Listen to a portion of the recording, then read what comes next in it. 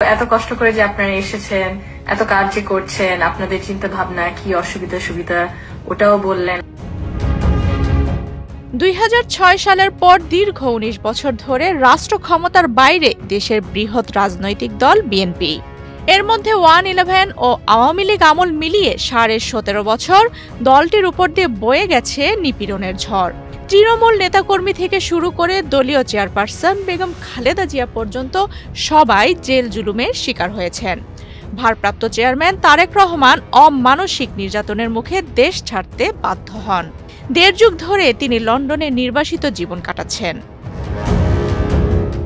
ছাত্র জনতার অভ্যুত্থানের মুখে 2024 সালের 5 আগস্ট শেখ হাসিনা পালিয়ে যাওয়ায় বিএনপির উপর নেমে আসা সেই বিপর্যয় অনেকটাই কেটে যায়। বিস্ময়কর এই উন্নয়নে গর্বিত জাতি, গর্বিত নতুন ধরা পরিবার, আবাসনে আস্থার আদর্শ, নতুন ধরা, নতুন প্রজন্মের নতুন পৃথিবী।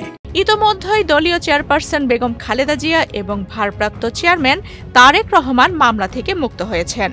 বিভিন্ন পর্যায়ের হাজার হাজার নেতাকর্মী কারামুক্ত হয়েছেন। আইনি প্রক্রিয়ার মাধ্যমে অনেকের নামে দায়ের করা মিথ্যা মামলা বাতিল হয়েছে। সব মিলিয়ে বিএনপি নেতাকর্মীরা দীর্ঘদিন অবাধে রাজনীতি করতে পারছেন। এমন পরিস্থিতিতে শহীদ রাষ্ট্রপতি জিয়াউর রহমান প্রতিষ্ঠিত দলটির সামনে এখন রাষ্ট্র ক্ষমতা ফিরে পাওয়ার চ্যালেঞ্জ।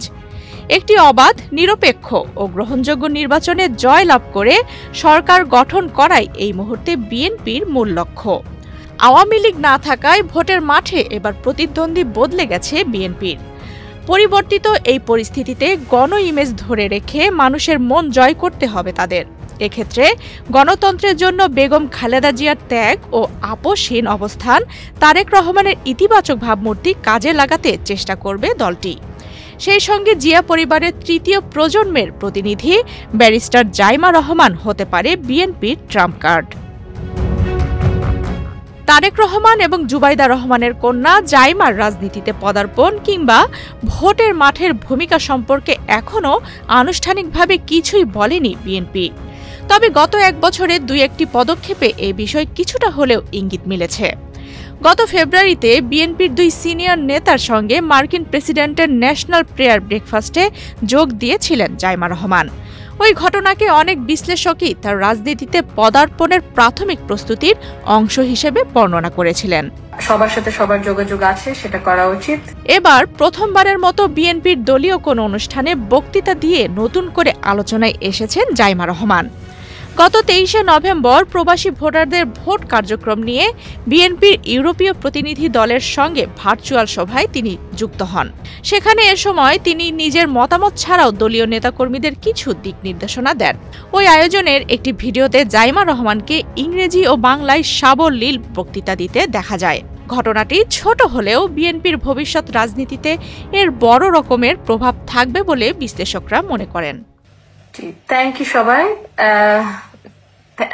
এত কষ্ট করে যে আপনারা এসেছেন, এত কাজ যে করছেন, আপনাদের চিন্তা ভাবনা কি, অসুবিধা সুবিধা ওটাও বললেন। আমরা যেন কয়েকটা বিষয়ের ব্যাপারে আলাপ করা হয়েছে। রিজভি আঙ্কেলও নোট নিয়েছেন, পাভেল আঙ্কেলও। আমরা হয়তো এসেনশিয়ালি দেখি কতটুকু করতে পারি, কিন্তু অবশ্যই কাজটা যেন আমরা এগিয়ে যাই একসাথ হয়ে। সবার সাথে সবার যোগাযোগ আছে, সেটা করা উচিত। We should help each other where possible.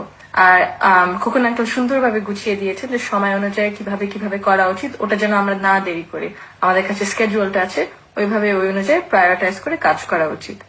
গত মাসে বিবিসি বাংলার সঙ্গে সাক্ষাৎকারের সময় তারেক রহমানকে জিজ্ঞেস করা হয়েছিল বিএনপির ভবিষ্যৎ নেতৃত্বে পরিবারের প্রভাব কতটা থাকবে। বাংলাদেশের রাজনীতিতে ডক্টর জুবাইদা রহমান ও ব্যারিস্টার জাইমা রহমান যুক্ত হবেন কিনা এ বিষয়ে কিছুটা কৌশলী জবাব দিয়েছিলেন বিএনপির ভারপ্রাপ্ত চেয়ারম্যান তারেক রহমান। তখন তিনি বলেছিলেন, সময় পরিস্থিতিই বলে দেবে ওটা। আর এখন নির্বাচনের আগ মুহূর্তে দলীয় অনুষ্ঠানে জাইমা রহমানের ভার্চুয়াল উপস্থিতি আগামী নির্বাচনে তার ভূমিকা সম্পর্কে ইঙ্গিত বহন করে বলে অনেকেই মনে করছেন। ডিসেম্বরের শুরুর দিকে ত্রয়োদশ জাতীয় সংসদ নির্বাচনের তফসিল ঘোষণার কথা রয়েছে। এর আগে বা পরে দেশে ফিরবেন বিএনপির ভারপ্রাপ্ত চেয়ারম্যান তারেক রহমান। ধারণা করা হচ্ছে জাইমা রহমানও বাবার সঙ্গেই দেশে আসবেন। দলের নির্বাচনী কার্যক্রমে তার ভূমিকা থাকবে বলেও বিএনপির নেতাকর্মীরা আশা করছেন। বিশেষ করে বগুড়ায় বেগম খালেদা জিয়া ও তারেক রহমানের আসনে প্রচারণায় জাইমা রহমান সক্রিয় থাকবেন বলে ধারণা করা হচ্ছে।